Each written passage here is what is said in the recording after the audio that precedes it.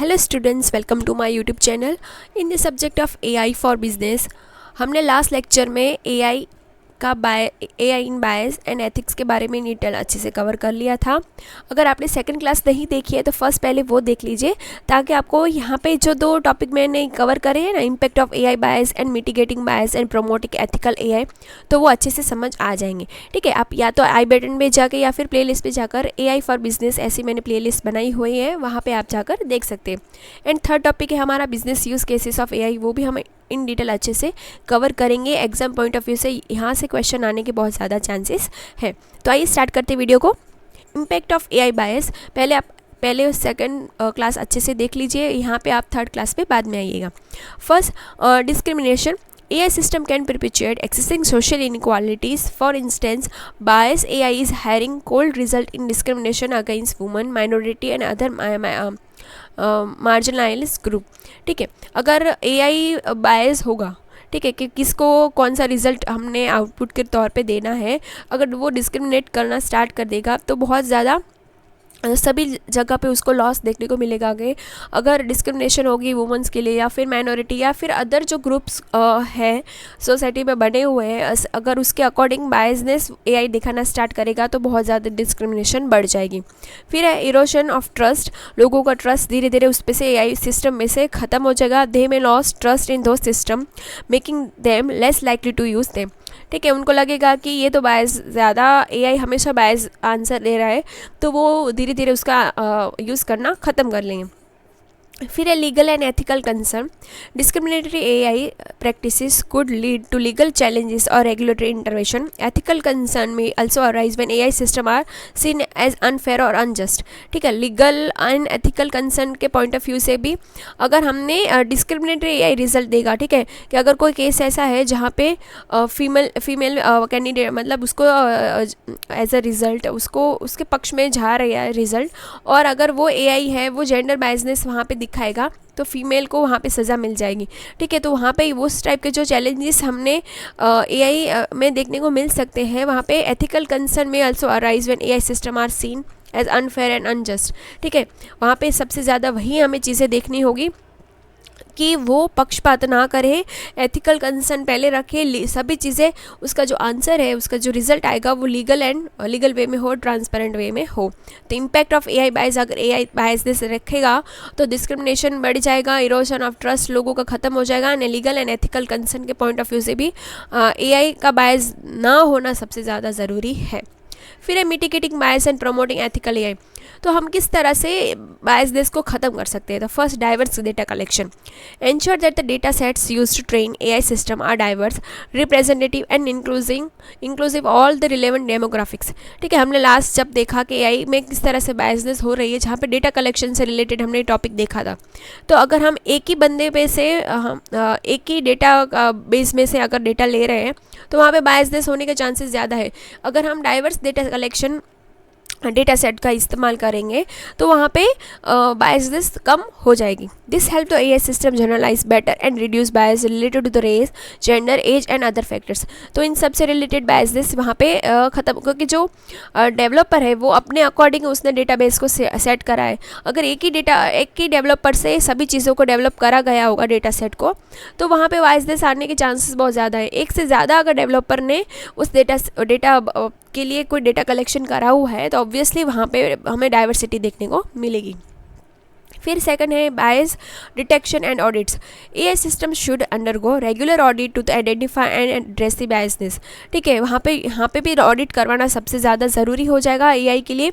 Tools and techniques जो इस्तेमाल कर रहे हैं such as the fairness matrix and explainable AI can help detect and mitigate the bias. ठीक है, जहाँ पे हमने इस्तेमाल करना होगा कि यहाँ पे बायसनेस देखने को हमें मिल सकती है, वहाँ पे हमें वो डिटेक्शन टेक्निक को इस्तेमाल करके बायसनेस को हम कैसे ख़त्म कर सकते हैं या फिर कैसे रिड्यूस कर सकते हैं वो देखना इंपॉर्टेंट है, और उसके अकॉर्डिंग हमने ऑडिट करवानी होगी। फिर है सिलेक्शन बायस, जहाँ पे bias can also arise when certain groups और आउटकम्स आर अनरिप्रेजेंटेड और over represented in training data. If certain demographic groups are excluded or poorly represented, AI system may not generalize well to those groups. Example में health data use for training, AI may underrepresented certain racial or ethical group, leading to the health recommendation that don't work for those population. Selection bias, यहाँ पे selection biasness पे हमें इस तरह से देखने को मिल सकती है, जहाँ पे क्या कर रहे हैं वो लोग कि किस तरह से हम उसको ख़त्म करेंगे सिलेक्शन बायस वहाँ पे, कि जहाँ पे डेटा को ज़्यादा रिप्रेजेंट करा गया है या फिर ओवर रिप्रेजेंट करा गया है, तो वहाँ पे हमने उस डेटा को प्रॉपरली ट्रेन करना है कि उसके अकॉर्डिंग अगर उसने डेमोग्राफिक ग्रुप को कोई सिलेक्ट करा है पॉपुलेशन में से कि यहाँ पे 1000 लोग रह रहे हैं, उसमें से हमने किसी 10 लोगों का एक ग्रुप बना दिया और उस पर हमने कोई डेटा के लिए हमने उस ग्रुप को चूज़ करा हुआ है, ठीक है। जैसे कि कोई हेल्थ डेटा हो गया, तो AI वहाँ पे कोई भी उस ग्रुप के लिए कोई भी रिकमेंडेशन देगा या कोई कंक्लूज़न देगा, तो वो ऐसे ज़रूरी नहीं है कि पूरी पॉपुलेशन पे भी वो वर्क करे, ठीक है। हम सैंपल भी देखते हैं, स्टैटिस्टिक्स में भी ऐसा ही होता है कि हमने जो पॉपुलेशन उसमें से जो सैंपल सिलेक्ट करा है, वो सैंपल कितना पॉपुलेशन को रिप्रेजेंट कर रहा है, वो सबसे ज़्यादा वहाँ पे ज़रूरी हो जाएगा। फिर transparency and explainability, make AI system more transparent and interpretable so that the decision making process can be understood and challenged if necessary. This can help ensure accountability and identify any bias that may exist. ठीक है, अगर transparency होगी तो हमें पता चल जाएगा कि ये डिसीजन के लिए उसने कौन से डेटाबेस में से आंसर उसने दिया हुआ है। तो हमें अगर वो आंसर अगर डिसीजन है वो सही नहीं आया होगा, तो हम क्या कर पाएंगे कि उसको उस क्लू की मदद से हम उसको आइडेंटिफाई कर पाएंगे कि कहाँ पे गड़बड़ हुई है, उसके लिए कौन अकाउंटेबल होगा। फिर regulation and standard, governments and organisation are increasingly putting in place regulation, guideline and standards to ensure ethical AI development. For example, an European Union has proposed the Artificial Intelligence Act, which include rules for high-risk AI system, including provisions for fairness, transparency and accountability. तो बाहर के country में artificial intelligence act already बनाया हुआ है। अगर India में भी बहुत ज़्यादा इसका इस्तेमाल हो रहा है, तो हमारे गवर्नमेंट को भी इसके अकॉर्डिंग स्टेप्स लेने होंगे आगे चलकर, क्योंकि अभी AI का ही ज़माना है।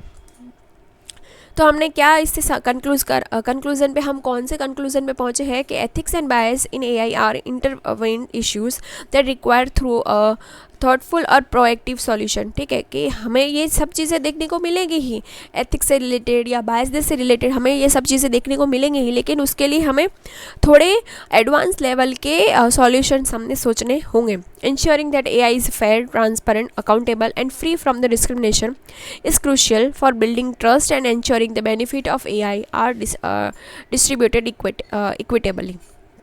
ठीक है, वहाँ पे हमने सबसे ज़्यादा AI को यही देखना है कि लोगों के बीच उसका ट्रस्ट बना रहे और उससे लोगों को बेनिफिट हो, तभी वो AI का इस्तेमाल करेंगे।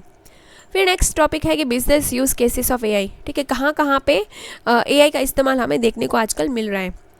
AI is a revolutionary business for operations across industries by enabling greater efficiency, improving decision making and creating new opportunities for innovation. AI की मदद से बिजनेस को डिसीजन मेकिंग एंड इनोवेशन में बहुत ज़्यादा अपॉर्चुनिटीज़ हमें मिली हुई है।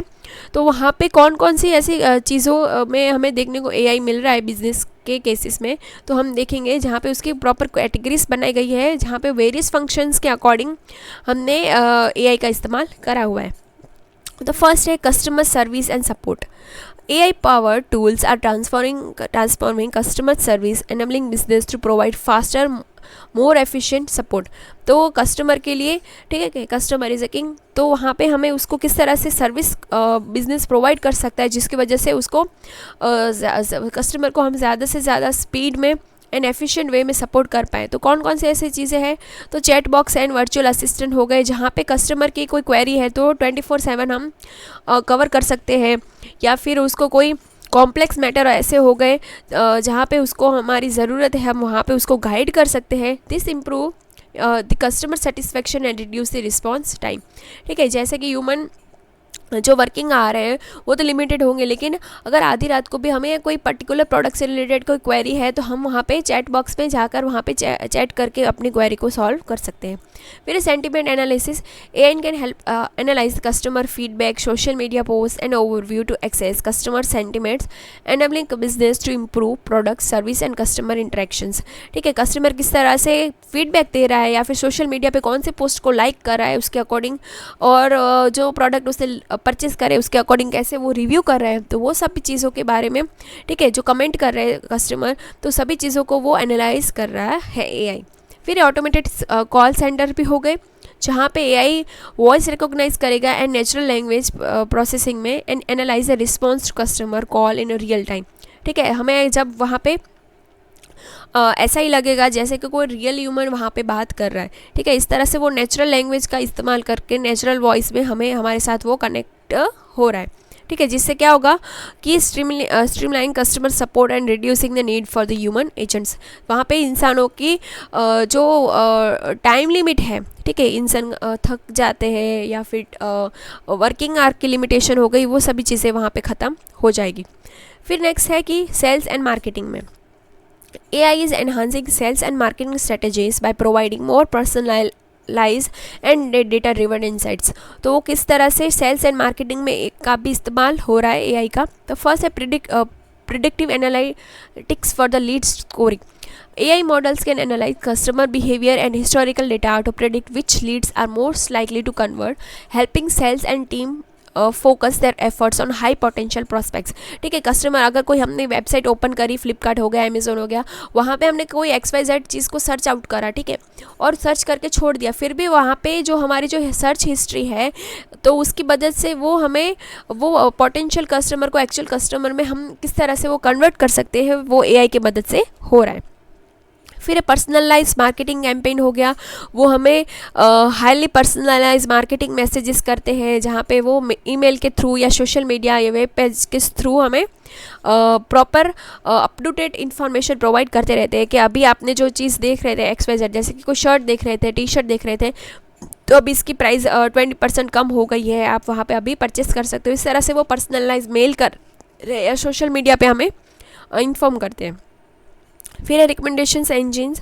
ई-कॉमर्स प्लेटफॉर्म्स लाइक Amazon और Netflix use AI powered recommendations engines to suggest products और service based on the users past behavior। ठीक है, पास में हमने अगर कोई चीज़ ली है, ठीक है, अगर हम नेटफ्लिक्स का ही एग्जांपल ले तो हमने कोई XYZ थ्रिलर मूवी या फिर थ्रिलर वेब सीरीज़ हमने पास में देखी थी, तो अगर कोई नई इस तरह से ही थ्रिलर मूवी या वेब सीरीज़ आई होगी नेटफ्लिक्स के प्लेटफॉर्म पे, तो फिर से वो दिखाएंगे कि आपके पास्ट सर्च के बेसिस पे हमने आपको ये सजेस्ट कर रहे हैं इस तरह से। फिर एक कस्टमर सेगमेंटेशन, जहाँ पे AI can automatically segment customer based on their demographic behaviour and purchase pattern, allowing business to target specified group with tailor offer and messages. जहाँ पे कस्टमर का सेगमेंट से क्या समझ रहे हैं, एक ग्रुप बना देंगे, ठीक है, तो डेमोग्राफिक हो गया अकॉर्डिंग टू द एरिया या फिर बिहेवियर के बेसिस पे, ठीक है, कि इस टाइप के जो कस्टमर है वो XYZ इस टाइप के लग्जरियस प्रोडक्ट्स ही लेना पसंद करते, तो वो के बेसिस पे उसका एक सेगमेंट बन गया। या परचेस पैटर्न हो गई कि इस टाइप के कस्टमर है वो अर्ली परचेसर है, ठीक है, कि ये प्रोडक्ट अगर मार्केट में आता है तो विद इन 1 डे वो चीज़ें वो परचेस कर लेते, ठीक है। तो कस्टमर सेगमेंटेशन के बेसिस पे भी AI का इस्तेमाल वो करके हमें पर्सनलाइज मैसेज वो प्रोवाइड करते कस्टमर्स को। फिर supply chain management and logistics. AI is optimising supply chain, improving efficiency and reducing cost across the industry. ठीक है, सप्लाई चेन से अब क्या समझ रहे हैं कि यहाँ पे किस समय पे कौन सी चीज़ को कस्टमर तक हम कितनी जल्दी उस चीज़ को पहुँचा दे रहे हैं, वो हम समझ रहे हैं कि वो सप्लाई चेन से कनेक्टेड है। एंड इससे क्या होगा, reduce cost and across the industries. ठीक है, इंडस्ट्री को कम से कम कॉस्ट होगी तो तभी वो अच्छे से ज़्यादा अच्छे से वो कस्टमर को क्या कर पाएगी, कम दाम पे और प्रोडक्ट दे पाएगी, और उससे क्या होगा कि उसका फ़ायदा भी होगा। फिर demand forecasting. AI models can predict products demand by the analyzing historical sales data, seasonality and external factors, helping business optimize inventory and level to reduce waste। ठीक है, डिमांड फोरकास्टिंग के लिए भी AI का इस्तेमाल आजकल बहुत ज़्यादा ट्रेंडिंग में है, जहाँ पे वो एक्सटर्नल फैक्टर्स को भी वो एनालाइज कर रहे हैं कि अभी के टाइम में कौन सी चीज़ की डिमांड मार्केट में बढ़ सकती है, किस सीज़न पे सबसे ज़्यादा डिमांड बढ़ती है, सेल्स कब। अभी देखिए हो रहा है ना कि विंटर ऑफर हो गया या विंटर सेल हो गई, तो वो किस सीज़न पे वो सबसे ज़्यादा इस टाइप के जो सेल्स लगा रहे हैं, ठीक है, 50% ऑफ, 30% ऑफ, इस तरह से, तो डिमांड फोरकास्टिंग वहाँ पे करी जाती है। फिर है route optimisation. AI algorithm help logistic companies optimise delivery route by considering traffic pattern, weather and other factors, reducing fuel cost and improving delivery times. तो एआई का इस्तेमाल यहाँ पे भी सबसे ज़्यादा करा जा रहा है कि जहाँ पे हमें वो पहले से प्रेडिक्ट करके देगा कि अगर आप ए रूट से जाएंगे तो आपका 1000 का मतलब ऐसा एग्जाम्पल 1000 का आपका पेट्रोल या डीजल आपका जाएगा, और आप बी रूट से जाओगे तो 800 का जाएगा, तो आपका 200 रुपये का यहाँ पे फ़ायदा होगा अगर आप बी रूट से जाओगे, ठीक है। या फिर वो वेदर प्रेडिक्शन भी हमें करके देगा कि आप 2 दिन के बाद डिलीवरी करने जाओगे तो मे भी बारिश हो सकती है, अगर आप अभी करके आते हो तो आपका टाइम वहाँ पे बच जाएगा। तो वहाँ पे रूट ऑप्टिमाइजेशन में भी एआई का इस्तेमाल हो रहा है। फिर automated warehousing and robotics. तो ये तो हमें देखने को मिल ही रहा है, जहाँ पे रोबोट्स क्या कर रहे हैं, picking, sorting and packing, reducing human labour cost and increasing operational efficiency. तो यहाँ पे इंसान की जो कैपेसिटी है वो कम समय के साथ कम होती जाती है, वहाँ पे रोबोट्स वो काम अच्छे से इजीली बिना थके वो कर लेते, बिना ब्रेक लिए वो कर सकते हैं। फिर नेक्स्ट है ह्यूमन रिसोर्स एंड रिक्रूटमेंट। तो AI is being used to streamline HR process and improve recruitment and manage talent efficiency. ठीक है, रिक्रूटमेंट के लिए भी या एंड टैलेंट मैनेजमेंट के लिए भी एआई का इस्तेमाल हो रहा है। कैसे? तो रेज्यूमे में स्क्रीनिंग एंड कैंडिडेट मैचिंग। ठीक है, कीवर्ड्स की मदद से वो क्या करेगा कि उसे पता चल जाएगा कि हमें जो कैंडिडेट चाहिए, ठीक है, कि 1000 लोगों की सीवी आई, उसमें से हमने कीवर्ड्स डाले हुए हैं कि हमें इतने एक्सपीरियंस वाला और इतने क्वालिफिकेशन वाले कैंडिडेट चाहिए। ठीक है, अगर वो एक आदमी करने बैठेगा तो उसको 2 दिन का टाइम लग रहा है, जबकि एआई करने बैठेगा तो उसको 2 घंटे में वो कर लेगा। ठीक है, तो वहाँ पे वो टाइम बचा रहा है एआई हमारा। फिर एम्प्लॉय परफॉर्मेंस मैनेजमेंट, जहाँ पे हमारा वो परफॉर्मेंस एक इंसान चेक कर रहा है और एक एआई की मदद से भी हम कर रहे हैं, जहाँ पे क्या कर रहे हैं वो हाई परफॉर्मिंग एम्प्लॉयज़ एंड दोस्त में नीड एडिशनल ट्रेनिंग और सपोर्ट। तो वो अपना परफॉर्मेंस देख रहा है, ठीक है, कि हमने हमारी कितनी छुट्टी है, ठीक है, हम जो थंब कर रहे हैं या फिर हमारा फेस रिकॉग्नाइज करके वो हमारा जो अटेंडेंस ले रहे हैं, ठीक है, तो वो हाई परफॉर्मेंस हमें पता चल जाएगा कि कौन एम्प्लॉय है, कौन कितना जल्दी आ रहा है, कितना जल्दी जा रहा है, ठीक है, कितने टाइम वो ओवर टाइम कर रहा है, या तो किस एम्प्लॉय को सबसे ज़्यादा ट्रेनिंग की रिक्वायरमेंट है। वो सभी चीज़ें एआई की मदद से हो रही है। फिर work force analysis. AI can analyse employ data to predict turnover, optimise staffing level and recommended actions to improve employ engagement and retention. ठीक है, वर्क फोर्स एनालिटिक्स में भी कि कौन से एम्प्लॉय को रखने की ज़रूरत है, कौन से एम्प्लॉय को हम जॉब से निकाल सकते हैं, या फिर किस तरह से एम्प्लॉय को और ज़्यादा एंगेज करके रख सकते हैं कि उसका हम मैक्सिमम इस्तेमाल करके हमारा मैक्सिमम आउटपुट आए। ठीक है, तो वो भी एचआर हेल्प ले रहा है एआई की। फिर है finance and accounting. AI is transforming financial service by enhancing decision making, automating process and improving risk management. तो अभी फाइनेंस एंड अकाउंटिंग में भी एआई आ गया है, जो हमें डिसीजन मेकिंग के लिए इस्तेमाल कर रहा है, और कहाँ पे सबसे ज़्यादा रिस्क है इन्वेस्टमेंट के लिए वो भी हमें बता रहा है। तो फ्रॉड डिटेक्शन में भी इस्तेमाल हो रहा है। AI algorithms can detect unusual pattern of behaviour, helping identify fraudulent transactions and prevent financial crime. ठीक है, जहाँ पे हमें पता चलेगा कि यहाँ पे इन्वेस्ट करना सही नहीं है, या फिर यहाँ पे इन्वेस्ट करेंगे तो हमारे पैसे डूब जाएंगे, तो वो हमें फ्रॉड डिटेक्शन के लिए भी हेल्प करेगा। फिर credit scoring and risk assessment. AI can analyze a wide variety of data, including social media activities and transaction history, to access the customer's credit worthiness, providing more accurate and inclusive credit scoring. ठीक है, कि customers के past के transactions के basis पे उसका past जो historical data है उसके बेसिस पे हमने क्या करा है, कस्टमर की क्रेडिट वर्थिनेस हमने डिसाइड करी है। जैसे कि सबको क्रेडिट कार्ड के लिए फॉर्म नहीं आते हैं, लेकिन जो बैंक का डेटा है, ठीक है, कौन का कस्टमर, किस कस्टमर की कितनी कैपेसिटी है, उसके अकॉर्डिंग क्रेडिट कार्ड वाले उसको कॉल कर रहे हैं। ठीक है। तो वो क्या कर रहे हैं, वो उसका पास्ट हिस्टोरिकल डेटा का और उसका ट्रांजेक्शन्स की हिस्ट्री देख रहे हैं, उसके बेसिस पे उसको क्रेडिट स्कोर दे रहे हैं। ठीक है। फिर automated financial reporting, AI tools can automated routine accounting tasks such as invoice generation, transaction process and financial reporting, savings time and reducing human error। ठीक है, जहाँ पे इंसान कोई गलती कर सकता है वहाँ पे रोबोट जो है एआई है वो वहाँ पे उसके जो गलती करने के चांसेस है वो मिनिमल हो जाते हैं। फिर इन्वेस्टमेंट एंड पोर्टफोलियो मैनेजमेंट के लिए भी एआई इस्तेमाल हो रहा है। AI driven robo advisory analyse to market data and individual risk profile to provide personalise investment advice and management portfolio. ठीक है, हमें कहाँ पे कितना इन्वेस्ट करना है वो सभी चीज़ें भी हमें एडवाइस देता है एआई।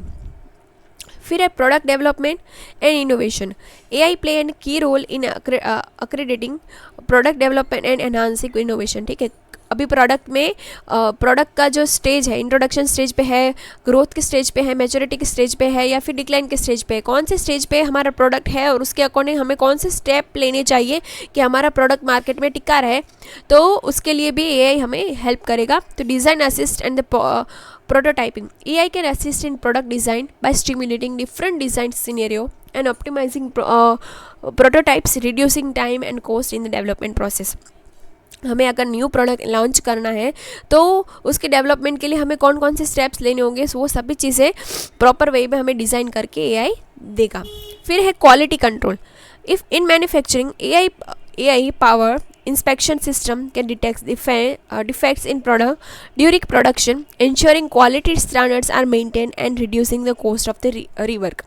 ठीक है, क्वालिटी कंट्रोल में भी सबसे ज़्यादा है एआई का इस्तेमाल हो रहा है, जहाँ पे वो देखेगा ड्यूरिंग द प्रोडक्शन या फिर प्रोडक्शन के टाइम पे कोई वेस्ट ना हो चीज़ें। ठीक है, क्वालिटी मेंटेन रहे, जो स्टैंडर्ड मेंटेन करा हुआ है कि हम ये क्वालिटी का प्रोडक्ट हमें देना है तो उसके अकॉर्डिंग चीज़ें है या नहीं, सैंपल हमने जो चूज़ करे उसके टेस्ट के लिए, तो वो भी हमें क्वालिटी कंट्रोल से पता चल जाएंगे, जो एआई हमें एआई की मदद से हम अच्छे से कर रहे हैं।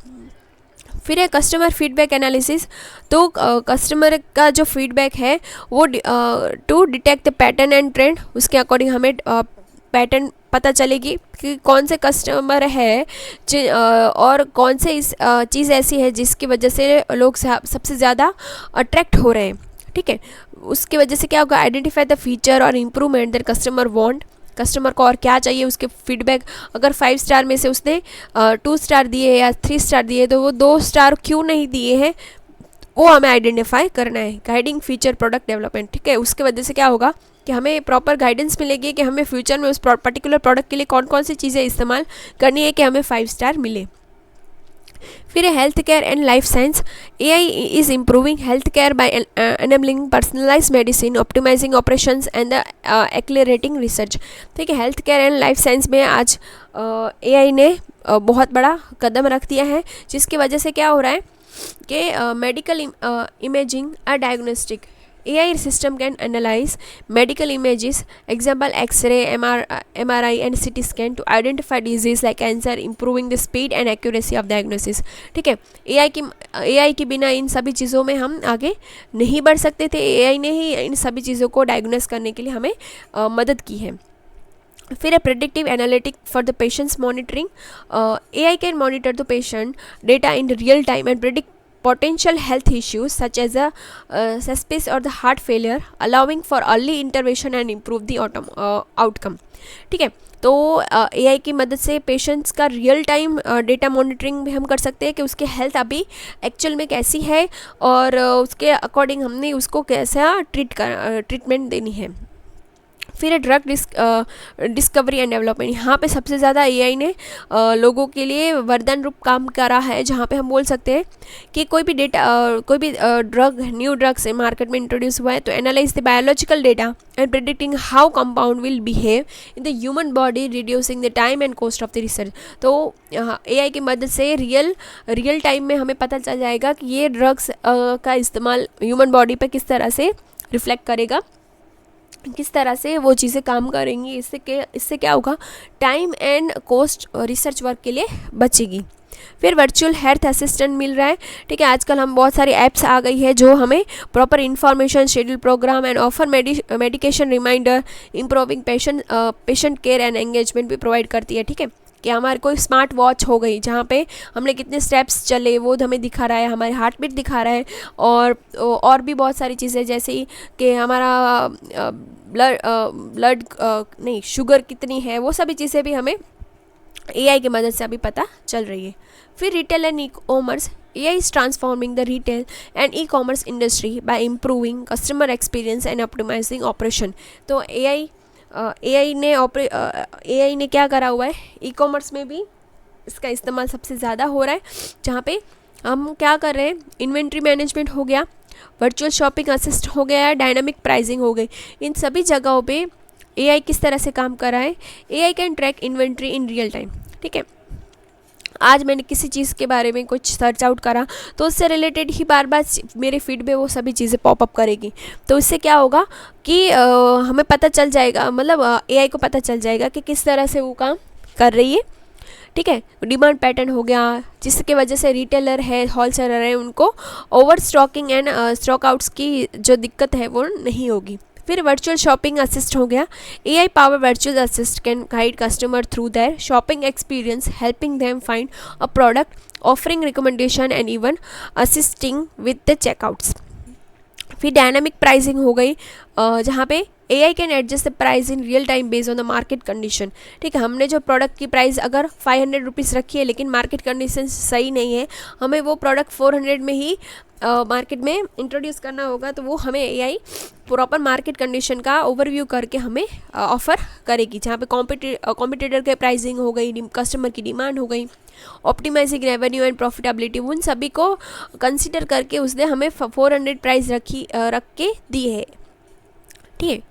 फिर है manufacturing and industry 4.0, AI is driving the next wave of the manufacturing innovation, enhancing efficiency and safety.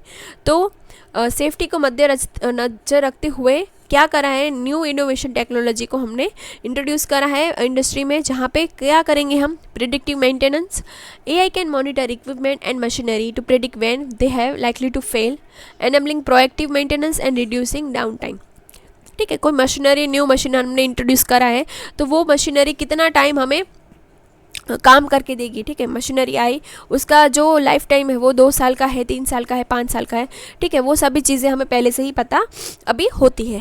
फिर automation and production line, AI powered robots and automation tools can take over repetitive labour intensive task on the production line and improving efficiency and reducing the cost, ठीक है। जो production line हमें maintain करके चलनी है, जहाँ पे हम चाहते हैं कि हमारा स्टॉक प्रॉपर मेंटेन रहे, तो वहाँ पे क्या करेगी, हमारी एफिशिएंसी इंप्रूव करने के लिए एंड कॉस्ट को रिड्यूस करने के लिए AI का इस्तेमाल हो रहा है। फिर है supply chain optimisation, AI help manufacturing optimise their entire supply chain from raw material sourcing to the final product, ठीक है। रॉ मटेरियल से लेके प्रोडक्ट फाइनली कस्टमर के हाथ में आ रहा है तब तक, जहाँ पे डिलीवरी हो गई है, ensuring faster turn around times and lower cost, उन सभी चीज़ों को AI ध्यान में रखेगा।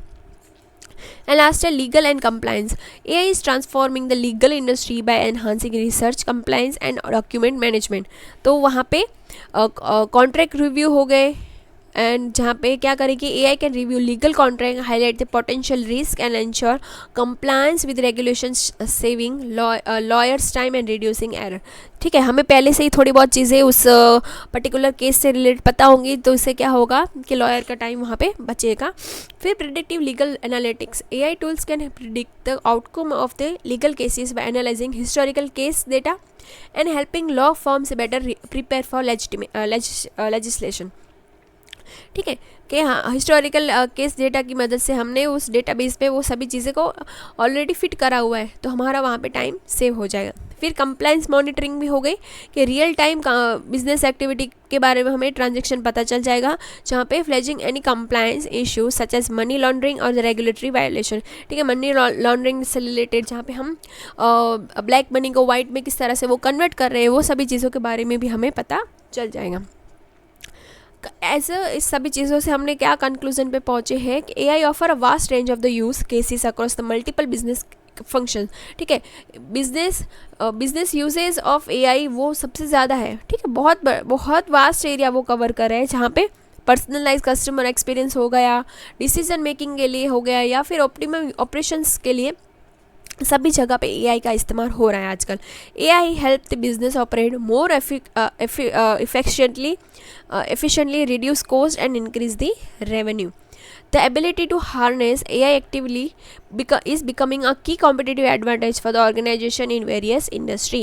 तो आज के ज़माने में एआई का इस्तेमाल आप किस तरह से कर रहे हो अपने बिजनेस में, उसके अकॉर्डिंग आपका आउटपुट, आपकी कॉस्ट रिड्यूस हो जाएगी, आपकी प्रॉफिटेबिलिटी बढ़ जाएगी और आपकी मार्केट में डिमांड भी बढ़ जाएगी। तो आई होप से इस वीडियो से आपको हेल्प मिली होगी। Thanks for watching.